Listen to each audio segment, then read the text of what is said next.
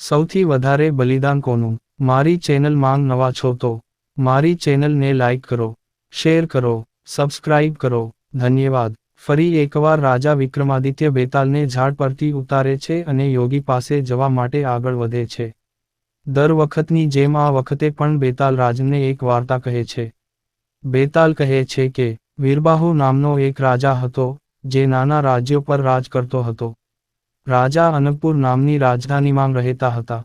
એ જ રાજધાનીમાં અર્થદત્ત નામનો વેપારી પણ રહેતો હતો, જેને મદનસેના નામની પુત્રી હતી. વેપારીની દીકરી અવારનવાર બગીચામાં ફરવા જતી. એક દિવસ એક યુવકે બગીચામાં મદનસેનાને જોયો અને તેને જોતો જ રહ્યો. તે મદનસેનાના પ્રેમમાં પડી ગયો હતો અને તેના જીવનની દરેક ક્ષણે તેના વિચારોમાં ડૂબેલો રહે છે. એક દિવસ યુવાન હિંમત એકઠી કરીને બગીચામાં ગયો. મદનસેના ત્યાં એકલી બેઠી હતી. તેણે યુવતીને કહ્યું, મારું નામ ધરમસિંહ છે અને હું તમારી સુંદરતાના પ્રેમમાં પડી ગયો છું. વેપારીની પુત્રીએ જવાબ આપ્યો, મારાથી દૂર રહો, હું બીજાની ભરોસો છું. ધરમસિંહ તેની વાત સાંભળતો નથી અને લગ્નની જીદ કરે છે. પછી મદનસેના કહે છે, મારા લગ્ન સમુદ્રદત્ત સાથે નક્કી થઈ ગયા છે અને હું આ પ્રસ્તાવ સ્વીકારી શકતો નથી. આ સાંભળીને ધરમસિંહ ઉદાસ થઈ ગયા. ગુસ્સામાં તેણે મદનસેનાને કહ્યું, જો તું મારી બનીશ તો હું મારી નસ કાપી નાખીશ. આ સાંભળીને મદનસેના ખૂબ ડરી ગઈ. મદનસેનાએ તેને વચન આપ્યું કે તે બરાબર 5 દિવસ પછી તેને મળવા આવશે. આ સાંભળીને ધરમસિંહ ખુશ થઈ ગયા. 5મા દિવસે મદનસેનાના લગ્ન સમુદ્રદત્ત સાથે થવાના હતા.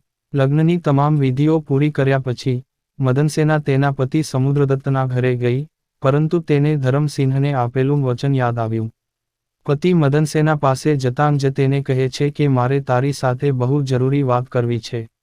તેણી કહે છે, મારે એક છોકરાને મળવા જવું છે જેને મેં લગ્ન પહેલા આજે મળવાનું વચન આપ્યું હતું. આ સાંભળીને સમુદ્રદત્ત ખૂબ જ દુઃખી થઈ ગયા. તેણે વિચાર્યું કે તે સ્ત્રી માટે શરમજનક છે જે પહેલા જ દિવસે બીજા પુરુષ પાસે જવા માંગે છે. જો હું તેને રોકીશ તો પણ તે દૂર જશે. એમ વિચારીને સમુદ્રદત્તે તેને જવા દીધો. પતિ પાસેથી જવાની અનુમતિ મળ્યા બાદ મદનસેના ઝડપથી છોકરાના ઘર તરફ જવા લાગી. એક મહિલાને દુલ્હનના કપડામાં જતી જોઈને એક ચોરે તેને રોકી. તેનો હાથ પકડીને ચોરે કહ્યું, ક્યાં ગયા હતા? મદનસેના ડરી ગઈ. તેણીએ ચોરને કહ્યું, તમે મારા દાગીના લઈ લો અને મને જવા દો. ચોરે કહ્યું, મારે તારા દાગીના નહીં પણ તારે જોઈએ છે. આખી વાત જણાવતા મદનસેનાએ કહ્યું, પહેલા હું ધરમસિંહને મળવા જઈશ, પછી તમારી પાસે પાછો આવીશ. ચોરે પૂછ્યું, તમે તમારા લગ્નના પહેલા જ દિવસે તમારા પતિને છોડી રહ્યા છો? યુવતીએ જવાબ આપ્યો કે તે તેના પતિની પરવાનગીથી જઈ રહી છે. આ સાંભળીને ચોરે કહ્યું, જ્યારે તારો પતિ તને મોકલી શકે છે, તો જા, હું પણ તને જવા દઈશ. પણ ત્યાંથી પાછા ફર્યા પછી તમે સીધા મારી પાસે આવો. મદનસેનાએ ચોરને વચન આપ્યું અને છોકરા તરફ ચાલવા લાગી. બીજી તરફ મદનસેનાનો પતિ અને ચોર બંને તેનો પીછો કરી રહ્યા હતા. રસ્તામાં મદનસેના ધરમસિંહના ઘરે પહોંચી. મદનસેનાને લગ્નના પોશાકમાં જોઈને તેણે પૂછ્યું, અરે, તું મારી સાથે લગ્ન કરવા લગ્નનો પોશાક પહેરીને આવ્યો છે? મદનસેનાએ તેને કહ્યું કે તે પરિણીત છે. આ સાંભળીને છોકરાએ કહ્યું, તું તારા પતિથી ભાગીને અહીં કેવી રીતે આવી? મદનસેનાએ તેને તેના પતિ પાસેથી કેવી રીતે પરવાનગી લીધી તે વિશે બધું કહ્યું. આ સાંભળીને ધરમસિંહે કહ્યું, તમારા પતિએ તમને આટલા ભરોસે આવવાની મંજૂરી આપી છે અને હવે લગ્ન કરીને તમે બીજાની ભરોસો બની ગયા છો. હું તને ખૂબ પ્રેમ કરું છું, પણ હું કોઈ બીજાની સ્ત્રીને સ્પર્શ કરી શકતો નથી. કોઈ તમને જુએ તે પહેલાં તમારા પતિ પાસે જાઓ. ચોર અને મદનસેનાનો પતિ બંને છુપી રીતે તેમની વાતચીત સાંભળી રહ્યા હતા. જેમ જ મદનસેના ધરમસિંહના ઘરની બહાર આવે છે, તે બંને પણ પોતપોતાના રસ્તે નીકળી પડ્યા. મદનસેના છોકરાનું ઘર છોડીને સીધો ચોર પાસે જાય છે. ચોર તેને જુએ છે અને મનમાં વિચારે છે કે તે કેટલું પવિત્ર છે, તેની સાથે કંઈ પણ કરવું ખોટું હશે. આ ઉપરાંત તેને ધરમસિંહનું ઘર પણ યાદ છે. તે મદનસેનાની પ્રામાણિકતા અને ધરમસિંહના બલિદાનથી પ્રભાવિત થાય છે અને કહે છે, તારા પતિ પાસે જાવ, તમે અહીં શું કરો છો? આટલું કહીને ચોર મદનસેનાને તેના ઘરે છોડી દે છે.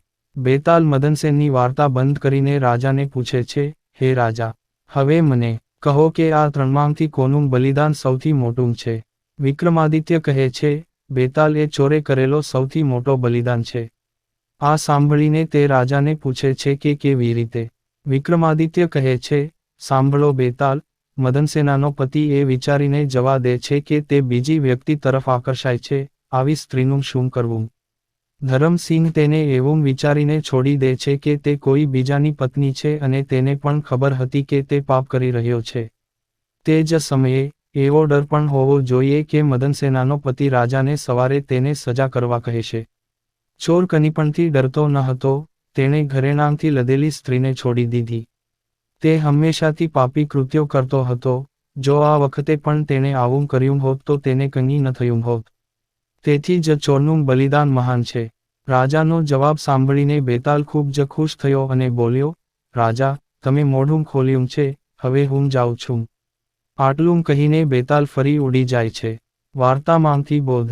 કોઈ પણ મુશ્કેલીમાં વ્યક્તિએ પોતાનું ચારિત્ર્ય અને આત્મવિશ્વાસ ગુમાવવો જોઈએ નહીં. પૂરી વાર્તા સાંભળવા માટે ધન્યવાદ.